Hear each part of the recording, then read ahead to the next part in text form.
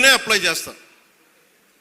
అది దయచేసి ఉన్నతాధికారులందరూ, అది మీరు కలెక్టర్ గారు కావచ్చు, ఎస్పీ గారు కావచ్చు, మీరు ప్లీజ్ అది మీరు చాలా ఫర్మ్గా అప్లై చేయండి. అది నేను స్వయాన ముఖ్యమంత్రి గారే మేము తప్పు చేసినా మాకు కూడా అప్లై చేయండి అని మేము శాసనసభలో చెప్పి we are bounded by that word. అందుకని ఎవ్వరు కూడా వ్యవస్థకు అతీతులు కాదు, నాతో సహా. అందుకని దాని దృష్టిలో మేము వ్యవస్థకు లోబడి ఉంటాం, మేము వ్యవస్థకు లోబడి రెచ్చగొడతామంటే దానిని ఎలా హ్యాండిల్ చేయాలో, ఎందుకంటే అక్కడ దాకా దృష్టి పెట్టలే. చాలా సంయమనంతో ఉన్నాను నేను. మీరు పిఠాపురంకు వచ్చి గొడవలు పెడతా ఉంటే నేను ఇక్కడ కూర్చొని మొత్తం ఏరేస్తాను, అందరిని గుర్తుపెట్టుకోండి. అక్కడ దాకా తీసుకురావద్దు. తల్లి బిడ్డ న్యాయంగా పోదాం, తల్లి బిడ్డ న్యాయంగా పోదాం. మీరు ఒక మాట అనండి, నేను తీసుకుంటా. కానీ మీరు నన్నన్నా పర్లా, పార్టీనన్నా నేను భరిస్తాను. కానీ ప్రజల మధ్య వైషమ్యాలని కనుక మీరు చేస్తే దాని పర్యవసానాలు చాలా తీవ్రంగా ఉంటాయి, గుర్తుపెట్టుకోండి. ఎందుకంటే నాకు ఓటమి భయం లేదు. ఇది చాలా చాలా అర్థం చేసుకోవాలి అందరూ. నాకు ముందుకెళ్ళే ఆలోచనే తప్ప ఓటమి భయం లేదు. ఎందుకంటే నేను నిలబడతాను. నాకు తప్పు అని నేను ఒక వాస్తవంలో బతుకుతాను. ఈరోజు పదవులు ఉండొచ్చు, పదవులు పోవచ్చు, వీటి మీద నేను ఆలోచించుకొని చేయను. ఈ రోజున ఇన్ని వేల కోట్లు, ఇందాక మనోహర్ గారు చెప్పినట్టుగా మీకు పెన్షన్స్ ఇచ్చినా కానీ దాదాపు 24 గంటల్లో ఒక 9,000 కోట్లు పైచిల్లుకు డబ్బులు పంచినా కానీ ఇదంతా కలెక్టివ్ అందరం కూర్చొని చేసింది. దానికి ఒక అనుభవశీలురు, ఒక బలమైన పార్టీ తెలుగుదేశం పార్టీ. ఆ పార్టీని కూడా నేను చాలా గౌరవిస్తాను. ఇప్పుడు కాదు, నేను ముందు నుంచి చెప్తున్నాను. అలానే జనసేన బలహీనం అని చెప్పట్లా. జనసేన చాలకు బలం, రోడ్ల మీదకి అన్యాయం జరిగితే జనసేనకున్న బలం అది నేను ఇక్కడ ఒక ఆంధ్ర రాష్ట్రంలో చెప్పట్లా.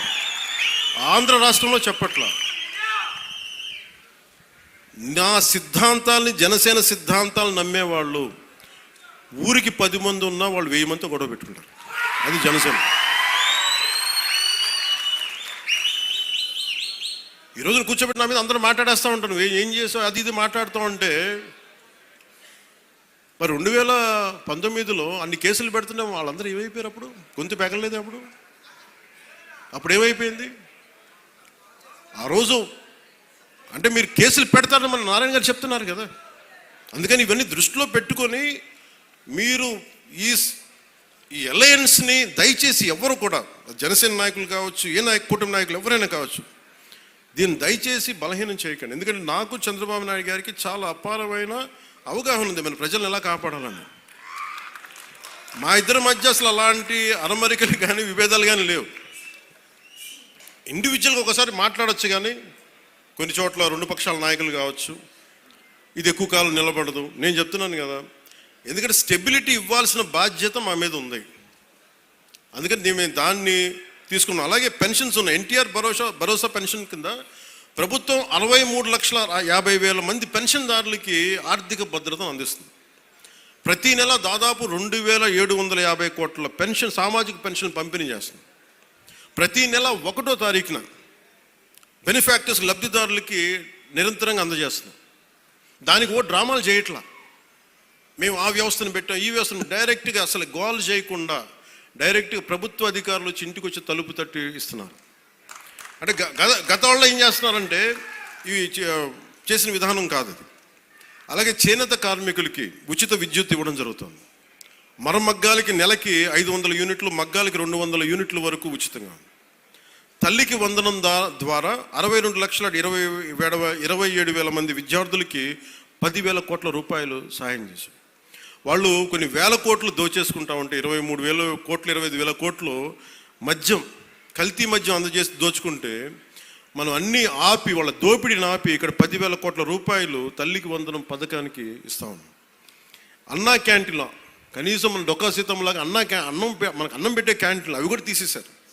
తిరిగి అవి నారాయణ గారి ముందుండి, గౌరవ ముఖ్యమంత్రి గారు చెప్తే నారాయణ గారు ముందుండి ఆయన ఒక సిస్టమిక్గా being an mathematics professor with precision mathematical precision ఉంటుంది. అలాగే ఆయన ఒకటి అనుకుంటే గోళ్ళు ఆయన చాలా బాగా చేస్తారు, కానీ ఆయన అనుకోవాలి బలంగా. సో అలాంటి ఆయన ఒక ఆదేశం ముఖ్యమంత్రి గారు ఇస్తే 204 అన్నా క్యాంటీన్లని చాలా సమర్థవంతంగా ఇప్పుడు దాకా 4 కోట్ల భోజనాలని అందించడం జరిగింది. అలాగే ఆటో డ్రైవర్స్కి ఏడాదికి 15,000 చొప్పున 436 కోట్ల రూపాయలు అందించడం జరిగింది. దాదాపు 2,90,000 మంది లబ్ధి పొందారు.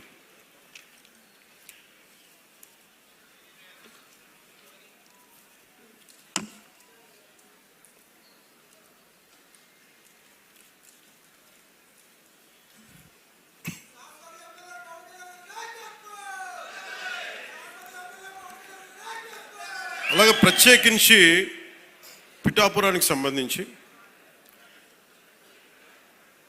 పిఠాపురం మండలంలో 9.60 కోట్లతోటి ఫ్లాట్ అండ్ ఫ్యాక్టరీ కాంప్లెక్స్ నిర్మాణానికి శంకుస్థాపన చేశాం. దీని ద్వారా సూక్ష్మ, చిన్న, మైక్రో, స్మాల్ మన పరిశ్రమలకి ప్రోత్సాహం ఉంటుంది. ఇందులో 50% సామాజికంగా వెనకబడ్డ ఎస్సీ మత్స్యకార వర్గాలకి ఇది కేటాయించబడుతుంది. దీనివల్ల 650 మందికి ఉపాధి అవకాశాలు కలుగుతాయి. అలాగే ఉప్పాడ కోనపాపపేట గ్రామాన్ని వాతావరణ మార్పుల్ని తట్టుకునే సామర్థ్యం కలిగిన తీర ప్రాంత మత్స్యకారులకి గ్రామంగా అభివృద్ధి చేయడానికి 2 కోట్ల రూపాయలతోటి multipurpose fishery centre, dry fishing platforms, RO ప్లాంట్లని ఏర్పాటు చేస్తూ ఉన్నాం. అలాగే ఉపాధి హామీ పథకం ద్వారా 31 కోట్ల 21 లక్షలతో మినీ గోకులాలు, హెల్త్ క్లినిక్లు, పంచాయతీ భవనాలు, గ్రామీణ రోడ్ల నిర్మాణానికి శంకుస్థాపన చేశాం. రహదారులు R&B శాఖ ద్వారా 26.95 కోట్ల రూపాయలతోటి 10 ప్రధాన రోడ్లని మరమ్మతులు చేపట్టాం. పిఠాపురం మున్సిపాలిటీలో 6.80 కోట్లతోటి డ్రైన్స్, మోడల్ అభివృద్ధి చేస్తున్నాం. గొల్లప్రోలు నగర పంచాయతీలో 3 కోట్లతోటి డ్రైన్ల నిర్మాణం చేపట్టాం. పిఠాపురం, గొల్లప్రోలుకి త్వరలోనే సూవేజ్ ట్రీట్మెంట్ ప్లాంట్లు మంజూరు అవుతాయి. ఎందుకంటే నాకు చెత్త చూస్తామని చాలా ఇబ్బందిగా ఉంటుంది. సో అందుకని STPలు దీన్ని తొందరగా ఆమోదం చేయబడతాయి. అలాగే దీనికి ప్రత్యేకించి ఇందాక నారాయణ గారు మాట్లాడుతూ, ఎందుకంటే ఒకసారి నేను నెల్లూరులో పెరిగాను కాబట్టి నెల్లూరు అభివృద్ధి చాలా బాగుంటుంది. ఆయన ఎమ్మెల్యే అక్కడ ఒక స్థానికంగా, అంతకుముందు కూడా 2014లో కూడా. ఇందాక నాకు వారంటే చాలా ఆనందం కలిగించినది, మీకు కూడా ఆనందాన్ని పంచుకోవాలనుకుంటున్నాను. నేను నెల్లూరుని ఎలాగ అభివృద్ధి నేను నా హయాంలో చేశామో, పిఠాపురం, గొల్లప్రోలు ఈ మండలాలని, ఈ మున్సిపాలిటీలని అంత సమర్థవంతంగా అభివృద్ధి చేసే బాధ్యత నేను తీసుకుంటాను. ఒకసారి మీరున్నా లేకపోయినా నేను నా బాధ్యత నేను చేస్తాను అని చెప్తున్న మనస్ఫూర్తిగా వారికి, మన పిఠాపురం నియోజకవర్గ ప్రజల తరపున వారందరికీ మనస్ఫూర్తిగా, నారాయణ గారికి మనస్ఫూర్తిగా ధన్యవాదాలు. అలాగే కామన్ గుడ్ ఫండ్స్ ద్వారా 14 కోట్లతోటి పిఠాపురంలోని 20 దేవాలయాల అభివృద్ధి పనులకి శంకుస్థాపన చేశాం. ఈ పనులకి నిధులు మంజూరు చేసిన ఆనం రామనారాయణ రెడ్డి గారికి మనస్ఫూర్తిగా నా కృతజ్ఞతలు. అలాగే శాస్కీ ఫండ్స్ ద్వారా గత కాలంలో గత ప్రభుత్వంలో రోడ్లు అనేది ఇబ్బంది అవుతూ ఉంది. వాళ్ళు అప్పులు చేశారు, మరి ఏమి చేశారో తెలియదు, కానీ డబ్బులు అయితే ఇందాక ఉపన్యాసకులు చెప్పినట్టుగా కేంద్ర ప్రభుత్వం జల్ జీవన్ మిషన్ కోసం 25,000 కోట్లు, 23 ఇంకా లక్ష కరెక్ట్ చెప్పి 25,000 కోట్ల పైచిలకు రూపాయలు ఇస్తే వాళ్ళు కేవలం 4,000 కోట్ల రూపాయలు ఖర్చు పెట్టారు. అంటే 50-50. సో 2,000 కోట్ల రాష్ట్ర ప్రభుత్వం ఇస్తే 2,000 కోట్లు కేంద్ర ప్రభుత్వం ఇస్తుంది. ఆ 4,000 కోట్లతో ఏమైపోయారంటే పైపులు వేశారు. ఆ పైపులు వేశారు, దానికి రిజర్వాయర్లు లేవు, దానికి కనీసం సోర్స్ పాయింట్స్ లేవు. ఇప్పుడు మనం చాలాసార్లు మన గ్రామాల్లోకి వెళ్తే, మన పంచాయతీలకు వెళ్తే అలాంటి పరిస్థితులే ఉన్నాయి. దానికోసం ఇప్పుడు మనం 5 మల్టీ విలేజ్ పర్పస్లు పెట్టాము. ఇవన్నీ మాట్లాడటానికి ముందు మనం డబ్బు పెడితే, ఎందుకు ఆ పథకంకి ఈ రోజున తూట్లు పడిపోయినాయి అంటే, ప్రధానమంత్రి గారు చాలా కంప్లైంట్ ఉంది. నేను ప్రజలకి కనీసం ఒక 55 లీటర్ల నీళ్ళు అందించాలి అని అంటే, పంపించిన డబ్బుని రాజకీయ వ్యవస్థ తినేసి, మనకి కాంట్రాక్టులు తినేస్తే ప్రజలకి ఏం చేస్తామన్న ఒక బాధ, ఆవేదన ఉంది. సో వారికి మేము వెళ్ళి కన్విన్స్ చేసి, ఇంత కావాలి అంటే తిరిగి మన చెప్పిన విధానమో లేదంటే మన కమిట్మెంటో, నారా చంద్రబాబు నాయుడు గారి అనుభవం అన్నీ కలిపి మీ అందరి కృషి మనస్ఫూర్తిగా మళ్ళీ ఒక దాదాపు 24,000 కోట్ల రూపాయలు మంజూరు చేశారు ఈరోజు. దానివల్ల మనం ఈ మల్టీ విలేజ్ పర్పస్ మన ఈ స్కీమ్స్ రన్ చేయగలుగుతున్నాం. అంటే పట్టణాల్లో కానీ గ్రామాల్లో కానీ మన మౌలిక వసతులు మెరుగుపరచాలని అభివృద్ధితో ఈ పనులు చేస్తూ ఉన్నాం.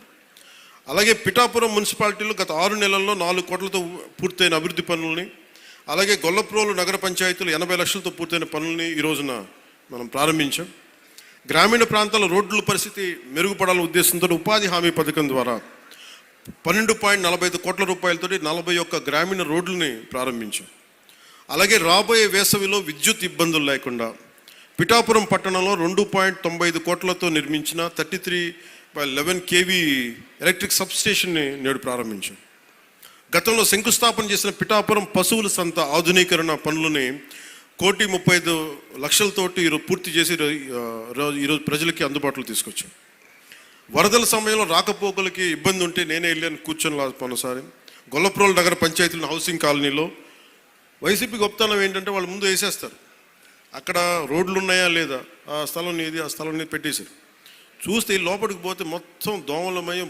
కనీసం ఎంత కామన్ సెన్స్ అంటే మన పంచాయతీ హౌసింగ్ కాలనీలో అక్కడ యువత మాట్లాడారు, అన్న ఎక్కడన్నా సరే మనం కనీసం డ్రైనింగ్ లేఅవుట్ ఇలా వేస్తారు, స్థలాలు వేసి ఇచ్చేస్తారు ముందు, అక్కడ కనీసం రోడ్డు వేయాలి, డ్రైనేజ్ పెడితేనే కదా ఇళ్ళ పట్టాలు ఇవ్వగలం. వాళ్ళ వాటితో సంబంధం లేదు. ఇళ్ళ పట్టాలకి ఇచ్చేశారు, అది లోతట్టు ప్రాంతాల్లో ఉంది, కనీసం దానికి డ్రైనేజ్ సౌకర్యాలు లేవు, నీటి సౌకర్యాలు లేవు. రాబోయే వర్షాకాలం వస్తే మనకు కూర్చోబెట్టి బ్రిడ్జ్ ఇబ్బందులు ఉంటాయి. ఈ రోజున మనకు అది ముందు ఒకటే చెప్పాడు, అన్న ఈసారి లేఅవుట్లు వేస్తే ఇది మేధావులు అర్బన్ ప్లానర్ చెప్పాల, సగటు మనిషి పిఠాపురంలోని సగటు మనిషి సగటు యువకుడు, అది ముఖ్యంగా మన ఈ హౌసింగ్ కాలనీలో వాళ్ళు చెప్పింది ముందన్న మెయిన్ రోడ్లు వేసి డ్రైనేజ్ ఫెసిలిటీస్ కల్పించి అప్పుడు లేఅవుట్లు చేయమని చెప్పాను. ఇదేం తంతని చెప్తా ఉన్నాడు. అందుకని వాళ్ళు చేసిన తప్పుని మనం అండూ చేసి 3.5 కోట్ల రూపాయలతో నిర్మించిన బ్రిడ్జిని, అలాగే సూరంపేట కాలనీలో 27 లక్షలతో నిర్మించిన బ్రిడ్జిని నేను ప్రారంభించాను. అలాగే పిఎం పథకం ద్వారా పిఠాపురం నియోజకవర్గంలోని బాదం మాధవరావు ప్రభుత్వ బాలికోన్నత పాఠశాల మరి జిల్లా పరిషత్ బాలికోన్నత పాఠశాల గొల్లపోల్లో 1,15 లక్షలతోటి నిర్మించిన సైన్స్ ల్యాబ్, కంప్యూటర్ ల్యాబ్స్ని నేడు ప్రారంభించాం. ఇవి విద్యార్థుల భవిష్యత్తుకు ఉపయోగపడతాయి. అలాగే 100 రోజుల ప్రణాళికలో భాగంగా ఉప్పాడ మత్స్యకారు సోదరులకు ఇతర రాష్ట్రాల్లో శిక్షణ ఇచ్చాం. అభివృద్ధితో పాటు సంక్షేమాన్ని కూడా సమానంగా అమలు చేస్తూ ఉన్నాం. మీ జీవనోపాధి మరి ఉపాధికి భద్రత కల్పించే విధంగా సమగ్ర స్థాయి ప్రణాళికను త్వరలో మీ ముందుకు తీసుకొస్తున్నాం. నేను ఎక్కడున్నా సరే పిఠాపురం నా గుండెల్లో ఉంటుంది. నా కోరిక, ఇందాక కళాకారులందరినీ చూస్తూ ఉంటే నేను రెగ్యులర్ మార్షల్ ఆర్ట్స్ ప్రాక్టీస్ చేస్తాను. అంటే ఇది గొడవ పెట్టి కూడా కాదు, కత్తి తిప్పుతున్నాం అంటే మనం గొడవ పెట్టి కూడా కాదు. అంటే విద్య నేర్చుకోవడం ఏం చేస్తుంటే మనిషిని తగ్గిస్తుంది, కొంచెం అణిగిమణిగి ఉంచు. అంటే ఏమీ లేని ఇస్తురాకు ఎగిరెగిరి పడద్దు, అన్నీ ఉన్న ఇస్తురాకు కూర్చుంది. సో ఇదేంటంటే లెర్నింగ్. అంటే మన శ్రీపాద శ్రీవల్లభులది కాన్స్టెంట్గా లెర్నింగ్ వల్ల ఏమైపోతుందంటే కింద కూర్చుంటాం, నేల మీద ఉంటాం. సో నాకేమనిపించిందంటే నాకు 2 అనిపించింది. ఈ 2 చెప్పి నేను ముగిస్తాను. ఒకటి పార్టీ పరంగా చెప్తాను, మిగతా అభివృద్ధి పరంగా ఏం చెప్పాలో చెప్తాను. పార్టీ పరంగా ఇది శ్రీపాద వల్లభుడు, నేను ప్రార్థించే లలితాదేవి వారి ఆశీస్సుల మూలంగా నేను ఇక్కడికి వచ్చాను. వారు ఎందుకంటే వారు లేకపోతే నేను ఇక్కడికి రాను. నేను ఎప్పుడు చాలా చిన్న వయసులో ఒక 18-16 ఏళ్ళప్పుడు 17-18 వయసులో అనుకుంటా శ్రీపాద శ్రీవల్లభుడు చరిత్ర చదువు. ఆయన ఎక్కడుంటారో కూడా తెలియదు, కానీ చాలా కాలం తెలంగాణలో ఉంటారని అనుకునేవాడు. తర్వాత నాకు అర్థమైంది ఆయన జన్మస్థలం ఇదని. సో అలాంటిది ఇక్కడికి వచ్చింది, నన్ను తీసుకురాబడ్డాను. తల్లి పురుహూతికాదేవి దీవెనలు. అందుకని ఇది నాకు స్పిరిచువల్గా ఆధ్యాత్మికంగా నాకు చాలా కీలకమైంది. సో నేను ఇది రాజకీయంగా నేను చూడట్లేదు మన పిఠాపురాన్ని. నా స్పిరిచువల్ కనెక్షన్, నా ఆధ్యాత్మిక ఒక కనెక్ట్గా చూస్తున్నాను నేను. సో నేను మీకు ఈ అభివృద్ధి కానీ ఇవన్నీ కానీ by product. Politics is a by product of my spiritual journey. So అందుకని పిఠాపురం నాకు ఆశీస్సులు, గురువుల ఆశీస్సులతో ఇక్కడికి వచ్చాను నేను. అందుకని నా కోరిక దీన్ని ఒక మోడల్ నియోజకవర్గంగా తీర్చిదిద్దాను. దానికి పూర్తిగా నేను కృషి చేస్తాను. కానీ మీరు గుర్తుపెట్టుకోవాల్సింది, ఇంత పనులు చేస్తున్న వ్యక్తి మీద రాళ్ళేస్తారు, పండు ఉన్న చెట్టు మీద రాళ్ళేస్తారు. ఏమీ చేయనోడిని మోడివారి చెట్టుని ఏం అడుగుతారు? గత ప్రభుత్వం మోడివారిపోయిన ప్రభుత్వం, ఏమడిగినా ప్రయోజనం, పై కేసులు పెడతా ప్రభుత్వం. సో ఇప్పుడు ఏంటంటే పాపం ఒకసారి ముఖ్యమంత్రి గారు కూడా చూస్తూ ఉంటాను, ఆయనేమో చాలా డెమోక్రటిక్ వ్యక్తి. ఏదైనా చేద్దామంటే 100 ఆలోచించి సరే వద్దులే జాగ్రత్తగా ఉందాం, పోనీ కొంచెం నియంత్రణ పాటిద్దాం అనుకుంటారు. ఒకసారి నాకేమనిపిస్తుంటే ఒకసారి గట్టిగా ఉండాల్సిన అవసరం అనిపిస్తుంది. అని మరీ మెత్తదనం కూర్చోబెట్టి మరీ ప్రజాస్వామ్యం అంటే వాళ్ళు నెత్తి మీద ఎక్కి డ్యాన్స్ చేస్తున్నారు. గత ప్రభుత్వం అలవాట్లు అయిపోయి వాళ్ళకి. కానీ ఈసారి అంటే మీరు ఆలోచించండి, నా మాటల్ని మీరు విని మీరు అనలైజ్ చేయండి. నేను మిమ్మల్ని రెచ్చగొట్టడానికో లేదంటే కూర్చోబెట్టి మా గొడవ పెట్టుకోమని చెప్పడానికి మా రాలా. అసలు ఇంత పని